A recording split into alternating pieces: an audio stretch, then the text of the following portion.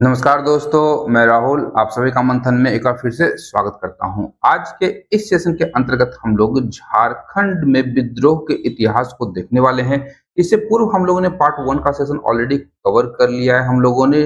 और यह ध्यान रखिएगा कि यह जो सेशन होने वाला है यह मूल रूप से 14th जेपीएससी और झारखंड एसआई के साथ-साथ जेएसएससी के द्वारा आयोजित की जाने वाले प्रत्येक प्रतियोगी परीक्षाओं के लिए अत्यंत ही महत्वपूर्ण है। और अन्यत्र अगर हम लोग देखें तो अन्य प्रतियोगी परीक्षाओं में भी झारखंड के विद्रोहों से संबंधित प्रश्न पूछे जाते हैं, जिनका कि राष्ट्रीय स्तर पर अगर हम लोग देखें तो प्रश्न बराबर पूछे जाते हैं। इससे पूर्व यदि हम लोग देखें पार्ट 1 के सेशन में हम लोगों ने तमाड़ विद्रोह, ढाल विद्रोह, पहाड़िया विद्रोह आदि को हम लोगों ने कवर कर लिया है।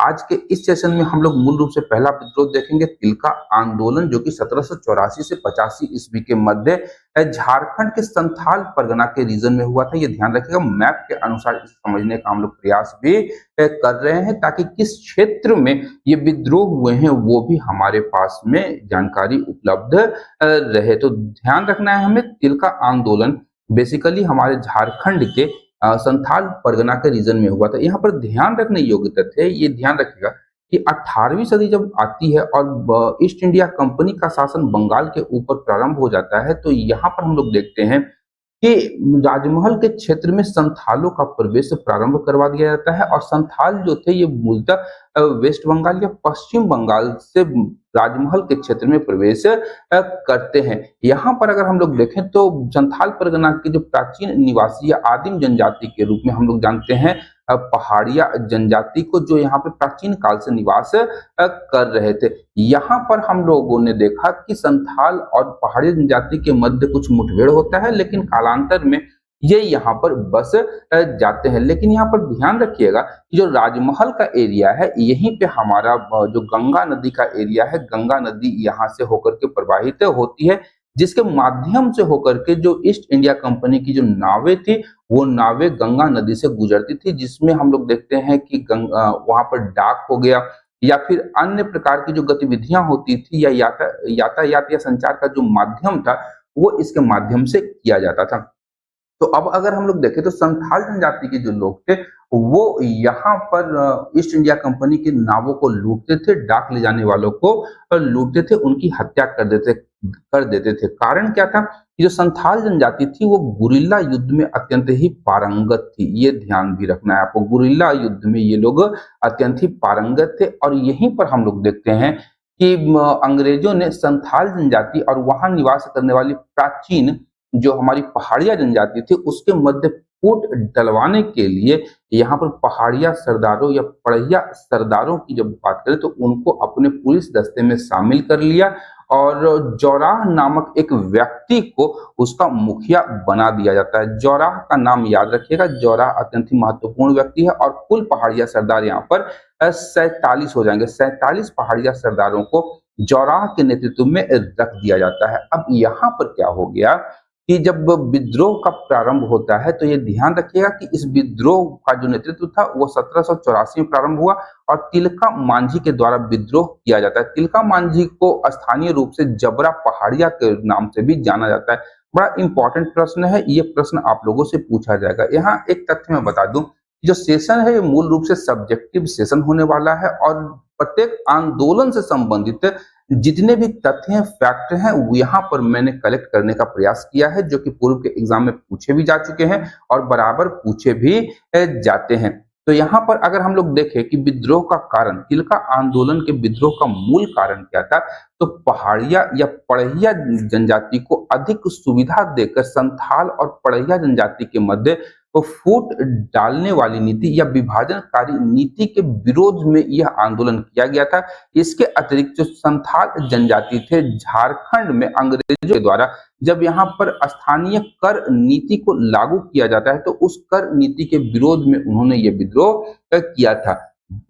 इसका उद्देश्य अगर हम लोग देखें तिलका आंदोलन का, तो इन्होंने आदिवासी स्वायत्तता की रक्षा करने का मूल उद्देश्य था। साथ ही साथ संथाल परगना के एरिया से अंग्रेजों को ये लोग भगाना चाहते थे। इसी कालखंड में हम लोगों ने देखा कि 1778 में, इससे पूर्व 1778 ईस्वी में ऑगस्टल क्लीवलैंड को राजमहल का पुलिस अधीक्षक नियुक्त कर दिया जाता है। जब क्लीवलैंड यहाँ पर आता है तो वो यहाँ पर फूट डालने का काम और तेजी से प्रारंभ कर देता है, जिसके कारण तिलका मांझी ने अपने विद्रोह को प्रारंभ कर दिया 1784 ईस्वी में। अब हुआ क्या कि ये विद्रोह जो था कि भागलपुर के पास से बंचरी जोर नामक स्थान से विद्रोह प्रारंभ होता है। इंपॉर्टेंट है, प्रश्न पूछा जा सकता है कि तिलका आंदोलन कहां से प्रारंभ हुआ था, तो बंचरी जोर जो कि भागलपुर के पास स्थित है। और इस विद्रोह में संथाल जनजाति को आपस में संगठित करने के लिए तिलका मांझी के द्वारा साल के पत्ता का प्रयोग किया गया था। प्रत्येक गांव में हम लोग देखते हैं उस कालखंड में कि साल के पत्ता को घुमाया जाता था और उनसे और यह सूचना प्रदान की जाती थी जैसे ही साल का पत्ता घूमा कि आप विद्रोह के लिए तैयार हो जाइए। इसी क्रम में जब ऑगस्टल क्लीवलैंड तिलका आंदोलन को दबाने का प्रयास करता है और तिलका मांझी के पीछे लगता है, तो 13 जनवरी 1784 ईस्वी को ऑगस्टल क्लीवलैंड की हत्या तिलका मांझी के द्वारा कर दी जाती है। अब हुआ क्या कि तिलका मांझी जो थे वो एक ताड़ के पेड़ पर छुप करके बैठ जाते हैं और उसी रास्ते से हम लोग देखते हैं कि ये आपका ऑगस्टल क्लीवलैंड जो है घोड़े पर सवार होकर के जा रहा होता है और उसी क्रम में यहाँ पर ताड़ के पेड़ से अपना सटीक निशाना लगाते हुए ऑगस्टल क्लीवलैंड की हत्या अपने तीर से बाबा तिलका मांझी के द्वारा कर दी जाती है। कालांतर में जब विद्रोह व्यापक रूप से इसका प्रचार प्रसार हो जाता है तो विद्रोह का दमन आयर कूट के द्वारा कर दिया जाता है। इसी में इस विद्रोह के दमन में जो सहयोग था वो पड़हिया सरदार जौराह के द्वारा किया गया था, जिसने अपने 47 अन्य पहाड़िया सरदारों के साथ मिलकर के अंग्रेजों का साथ दिया था। कालांतर में हम लोग देखते हैं कि तिलका मांझी किसी प्रकार से अंग्रेजी दमन चक्र से बच बचा करके भाग निकलते हैं, इसमें सफल हो जाते हैं और वो कालांतर में सुल्तानगंज की पहाड़ियों में छिप करके अंग्रेजों के विरुद्ध गुरिल्ला युद्ध करते रहते हैं। ये जेएसएससी का प्रश्न है, ये ध्यान रखिएगा। जेएसएससी ने यह प्रश्न पूछा हुआ है। आपके 4 कथन दिए गए थे और कूट में आंसर देना था। तो सुल्तानगंज की पहाड़ियों में छिप करके बाबा तिलका मांझी गुरिल्ला युद्ध भी करते हैं, बड़ा इंपॉर्टेंट तथ्य है। लेकिन कालांतर में 1785 ईस्वी में इन्हें गिरफ्तार कर लिया जाता है। इन्हीं सुल्तानगंज की पहाड़ियों से इन्हें गिरफ्तार किया जाता है और सुल्तानगंज से भागलपुर तक के एरिया तक इन्हें 4 घोड़ों से खींच करके लाया जाता है और यहीं पर इनको बरगद के पेड़ से लटका करके फांसी दे दिया जाता है। बरगद का पेड़ ध्यान रखिएगा, बड़ा इंपॉर्टेंट है। और वर्तमान समय की बात करें, जिस स्थान पर बरगद के पेड़ से लटका करके बाबा तिलका मांझी को अंग्रेजों के द्वारा फांसी दिया गया था, उसे आज हम लोग भागलपुर में बाबा तिलका मांझी चौक के नाम से जानते हैं। यहाँ एक अन्य तथ्य है जो बड़ा महत्वपूर्ण है कि भारतीय स्वाधीनता संग्राम के पहले विद्रोही शहीद तिलका मांझी को माना जाता है और इन्हें आदि विद्रोही के रूप में भी जाना जाता है। ध्यान रखिएगा, इन्हें आदि विद्रोही भी कहा जाता है। यहाँ ध्यान रखिएगा, इस आंदोलन की सबसे महत्वपूर्ण विशेषता थी कि इस आंदोलन में महिलाओं ने भी बढ़ चढ़ करके भाग लिया था, यानी महिलाओं की भी भागीदारी इस विद्रोह में देखी गई थी। इसके पश्चात हम लोग आते हैं दूसरे प्रमुख विद्रोह पे, जिसे हम लोग चुआर विद्रोह के नाम से जानते हैं, जो 1769 से लेकर के 1805 ईस्वी तक ये चला था। अब सबसे पहले ये जो चुआर शब्द है ये थे कौन? चुआर, या अंग्रेजों ने इन्हें चुआड़ या चुआड़ भी कहा है। तो चुआड़ वो व्यक्ति थे जो कि जंगल महाल के मूल निवासी थे, वहां पर निवास करते थे और ये वस्तुतः झारखंड और इसके अन्य क्षेत्रों में भूमिज जनजातियां थी, यानी जंगल महाल में निवास करने वाले भूमिजों को अंग्रेज ने चुआर या चुहाड़ कहा। अब चुआर या चुहाड़ वैसे लोग थे जो या तो नीच जाति के लोग थे, जो कि उनकी भाषा, बोली या उनके परंपराओं को नहीं जानते थे, इसीलिए अंग्रेजों ने इन भूमिजों को चुआर या चुआड़ कहा। अब इसका यहाँ पर 2-3 चीजों को समझिएगा। अब हुआ क्या था कि यहाँ पर जो पुश्तैनी शासक थे झारखंड में, तो उनको ये लोग अपनी सैन्य सेवाएं देते थे। स्थानीय जमींदारों को ये चुआर या चुआड़ लोग जो थे, ये स्थानीय जमींदारों को सैन्य सेवा प्रदान करते थे, जिसके एवज में इन भूमिजों को या इन पाइकों को वेतन के रूप में लगान मुक्त या कर मुक्त भूमि इन स्थानीय जमींदारों के द्वारा दी जाती थी। अब इसी में मूल कारण छिपा हुआ है कि इस चुआर विद्रोह के भड़कने का कारण।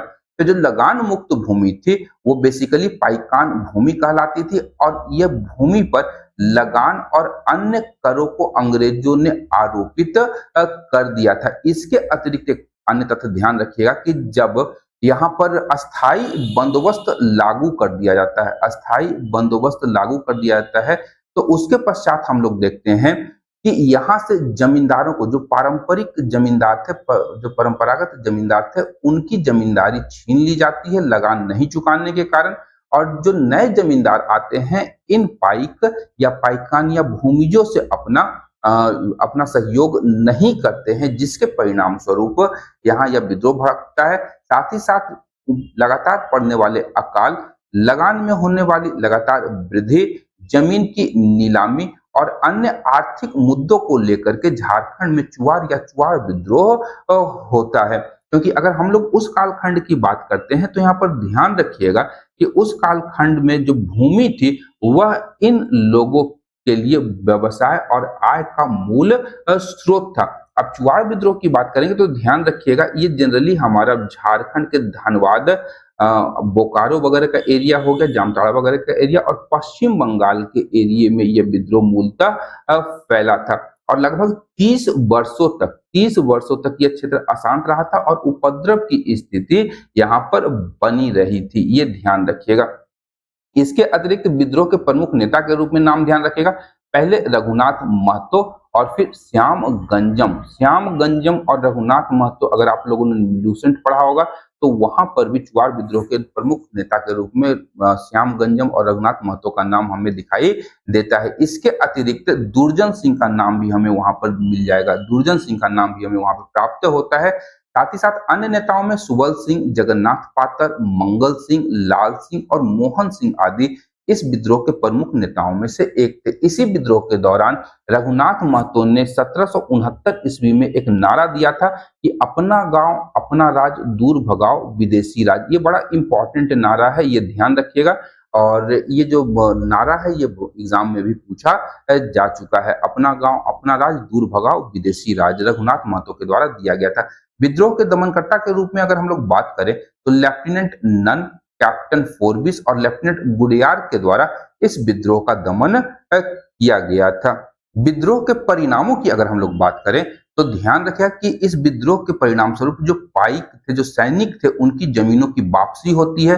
राजस्व बाकी पड़ जाने पर जमींदारों की जो जमीन थी उसकी नीलामी पर रोक लगा दी गई। जमींदारों और घटवालों के पुलिस अधिकारों की पुनर्स्थापना आदि इस विद्रोह के प्रमुख परिणाम थे। विद्रोह के परिणामों से भी प्रश्न पूछे जा सकते हैं, इसलिए इसे भी आप लोग ध्यान में रखेंगे। कालांतर में हम लोग देखते हैं कि अंग्रेजी शासन व्यवस्था के द्वारा झारखंड में जमींदारी घटवाली पुलिस व्यवस्था की फिर से स्थापना कर दी जाती है और यह स्थापना 6 मार्च 1800 ईस्वी के एक प्रस्ताव के द्वारा की गई थी। इंपॉर्टेंट डेट है, इसे ध्यान रखिएगा। और कि झारखंड में जमींदारी घटवाली पुलिस व्यवस्था की पुनर्स्थापना या फिर से स्थापना अंग्रेजी शासन के द्वारा कब की गई, तो 6 मार्च 1800 ईस्वी को की गई थी। इसके अतिरिक्त कंपनी सरकार की स्वीकृति कब दी गई, तो 13 दिसंबर 1805 ईस्वी को इस व्यवस्था की कंपनी सरकार ने अपनी स्वीकृति प्रदान कर दी थी। दोनों डेट आप लोग ध्यान में रखेंगे, स्वीकृति के लिए भी और पुनर्स्थापना का प्रस्ताव, दोनों डेट आप लोग ध्यान रखेंगे। अब इसके अन्य तथ्यों की जब हम लोग बात करते हैं तो यहाँ पर ध्यान रखिएगा कि अप्रैल 1798 का जब विद्रोह हुआ था तो बीरभूम के जंगल महाल के घाटशिला, बिंदु मंडल कुंडा, गुरुग्राम एवं मिदनापुर के चुआड़ों का विद्रोह होता है। कारण यहाँ पे क्या था, तो जमीन पर बढ़ाए गए लगान के कारण यह विद्रोह उभर करके सामने आया था। और यहीं पर हम लोग देखते हैं कि जून 1798 ईस्वी में पश्चिम बंगाल के बांकुड़ा के चुआड़ और जो पाइक थे और उड़ीसा के पाइक जो सैनिक थे उड़ीसा के, वो भी इस विद्रोह में शामिल हो जाते हैं। इसके पश्चात अगर हम लोग देखें दूसरे विद्रोह को तो चेरो विद्रोह जो कि पलामू के एरिया में हुआ था। ध्यान रखिएगा झारखंड के पलामू और लातेहार के एरिया में चेरो जनजाति निवास करती है। पलामू और नीचे आपका लातेहार का एरिया है। तो इस एरिया में चेरो विद्रोह 1770 ईस्वी से लेकर के 1771 ईस्वी तक फैला था। तो यहाँ पर ध्यान रखिएगा, यहाँ पर जो नेतृत्व करता थे वो पलामू के चेरो शासक चित्रजीत राय एवं उनके दीवान जयनाथ सिंह थे। अब हुआ क्या, एक कहानी के माध्यम से उसे समझिए कि इसका मूल कारण था कि पलामू के राजगद्दी के उत्तराधिकार का जो प्रश्न था, उसके परिणाम स्वरूप चित्रजीत राय और गोपाल राय के मध्य विवाद उत्पन्न होता है। और इस युद्ध में हम लोग देखते हैं, या इस विद्रोह में हम लोग देखते हैं, अंग्रेजों ने गोपाल राय का समर्थन किया था। और उसके पश्चात विद्रोह का जो दमन है वो कैप्टन जैकब कैमक के द्वारा किया गया था, जो गोपाल राय का समर्थन कर रहा था, क्योंकि 1 जुलाई 1771 ईस्वी को गोपाल राय को पलामू का शासक इसने घोषित किया था। और गोपाल राय ने अंग्रेजी ईस्ट इंडिया कंपनी को उनके अनुसार जो सुविधाएं चाहिए थी वो प्रदान करने पे तैयार हो गए थे, जिसके कारण यह विद्रोह भड़का था। इसके पश्चात अगला विद्रोह देखते हैं हम लोग, तो वह भोक्ता विद्रोह, जो कि 1771 ईस्वी का था। और इसी चेरो विद्रोह का ही ये एक अगला भाग इसे हम लोग कह सकते हैं। पलामू का शासक चित्रजीत राय जो था, या भोक्ता सरदार, ध्यान रखिएगा, वो इसका प्रमुख नेतृत्व करता था। और चित्रजीत राय का दीवान था जयनाथ सिंह, जो कि एक भोक्ता सरदार था। भोक्ता सरदार के नेतृत्व में यह विद्रोह भड़कता है। कारण क्या था इसका, तो अंग्रेजों द्वारा पलामू के किले को ब्रिटिश सरकार को सौंपने का आदेश दिया जाता है कैप्टन जैकब कैमक के द्वारा 9 जनवरी 1771 ईस्वी को। लेकिन चित्रजीत राय इससे सहमत नहीं था। इसी विद्रोह में चेरो जनजाति भी भाग ले लेती है। और इसके पश्चात देखते हैं कि जब भोक्ता सरदार पर शिकंजा ब्रिटिश सरकार का कसता है जयनाथ सिंह पर, तो वह पराजित हो जाता है। और पराजित होकर के वह उड़ीसा के सरगुजा की ओर भाग जाता है। और यहीं पर हम लोग देखते हैं कि अंग्रेजों ने गोपाल राय को पलामू का शासक घोषित कर दिया था।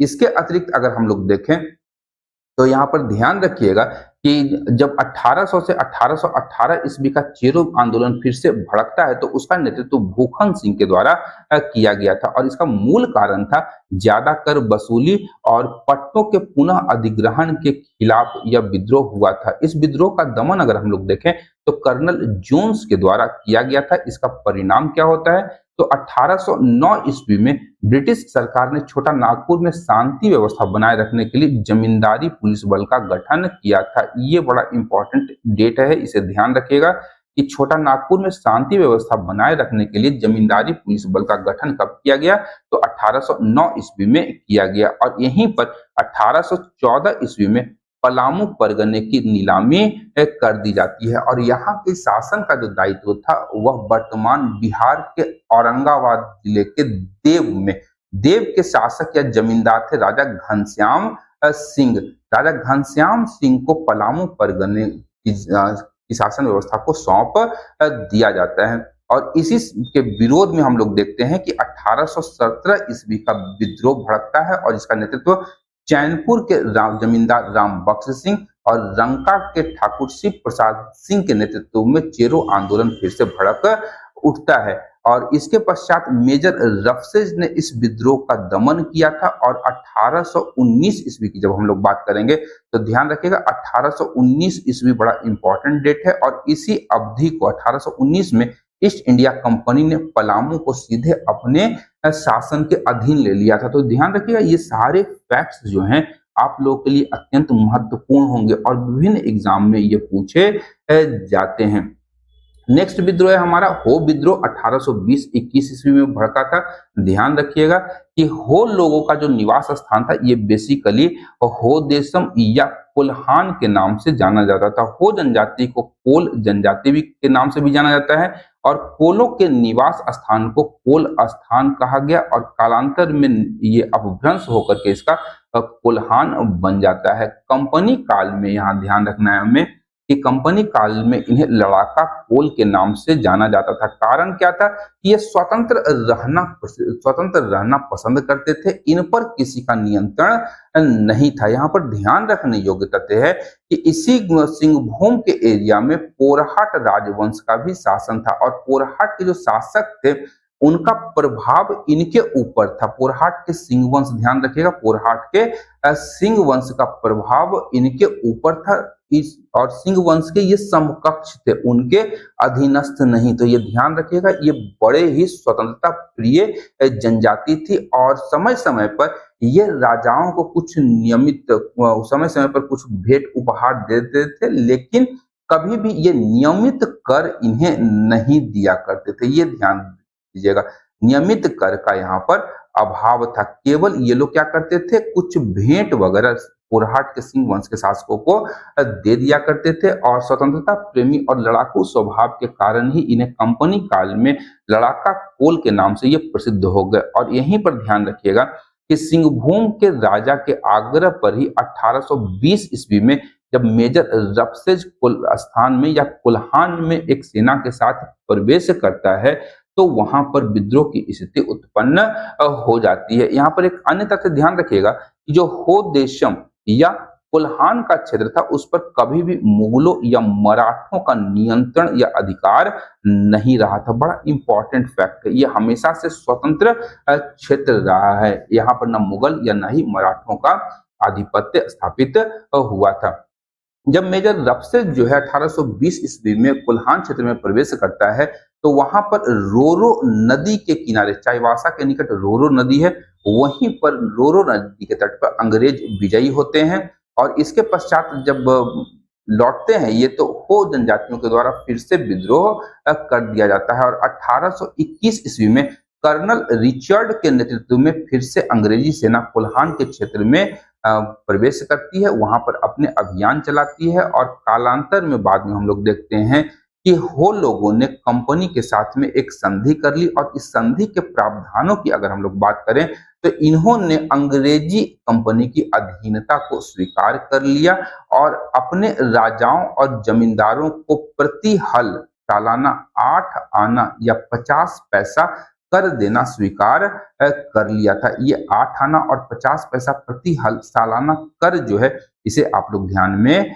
रखेंगे, बड़ा इंपॉर्टेंट है। हो विद्रोह का एक प्रमुख परिणाम था ये इस संधि का। इसके पश्चात कोल विद्रोह की जब हम लोग बात करेंगे, तो कोल विद्रोह की अगर हम लोग देखें, तो ये पलामू से लेकर के पश्चिमी सिंहभूम तक इसका विस्तार देखा जाता है। लातेहार, पलामू, आपका रांची हो गया, लोहरदग्गा हो गया, गढ़वा हो गया, सिमडेगा, खूंटी आदि जिलों में इसका विस्तार देखा जाता है। और ये कोल थे बेसिकली कौन, तो ये मुंडा जनजाति का विद्रोह था, जिसमें हो जनजाति भी कालांतर में शामिल हो जाती है। और इस कोल विद्रोह को झारखंड का पहला सुसंगठित और व्यापक विद्रोह या जनजातीय विद्रोह के रूप में जाना जाता है, जो आपका 1831 से 32 ईस्वी के मध्य हुआ था। इसका मूल कारण क्या था कि दिकु लोगों के द्वारा यहाँ निवास करने वाले स्थानीय जनजातीय लोगों का उत्पीड़न यहाँ पर किया जाता था। साथ ही साथ इन्हें न्याय के जो इनका पारंपरिक स्रोत था, उनसे इन जनजातीय लोगों को वंचित कर दिया गया था, जिसके परिणाम स्वरूप यह विद्रोह उभर करके सामने आता है। इसके अतिरिक्त अगर हम लोग देखें, तो भूमि संबंधी असंतोष सभी जगह पाया जाता था। भूमि संबंधी असंतोष जो है इस विद्रोह का एक अन्य प्रमुख कारण था। इसके साथ ही ध्यान रखिएगा कि 1824 ईस्वी में अंग्रेजों के द्वारा छोटा नागपुर के क्षेत्र में एक आबकारी टैक्स लगाया जाता है, जिसे पतचुई कहा जाता है। ये ध्यान रखिएगा, बड़ा इंपॉर्टेंट फैक्ट है। और पतचुई बेसिकली क्या था, तो हड़िया के ऊपर लगाए जाने वाला आबकारी टैक्स था। ये ध्यान रखिएगा, एक्साइज ड्यूटी लगा दिया जाता है यहाँ पर हड़िया बनाने को लेकर के।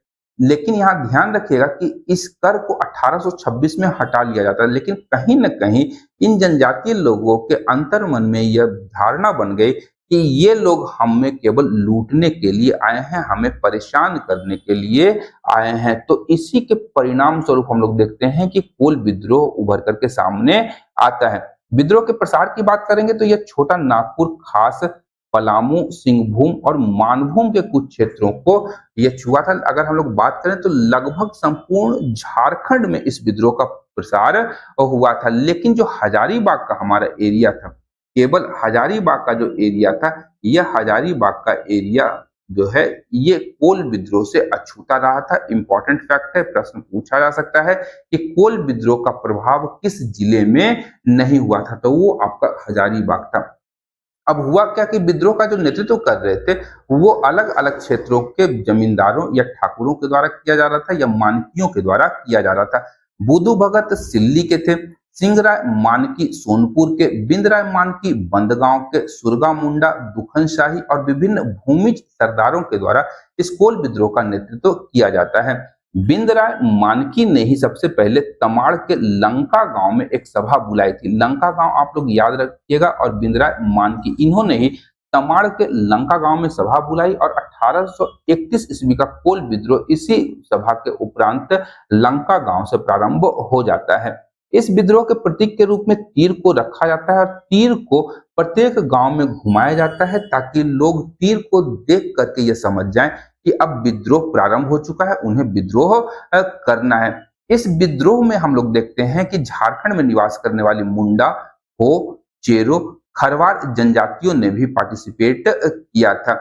लेकिन यहाँ ध्यान रखिएगा कि जब अंग्रेजों का दमन चक्र चलता है तो कैप्टन इम्पे ने 1831 ईस्वी में बुधु भगत को मार गिराया या उन्हें उनकी हत्या कर दी जाती है एक संघर्ष में। और इस विद्रोह के कोल विद्रोह के दमनकर्ता के रूप में हम लोग कैप्टन विल्किंसन को जानते हैं। ध्यान रखें, कैप्टन विल्किंसन को हम लोग कोल विद्रोह के दमनकर्ता के नाम से जानते हैं और इन्हें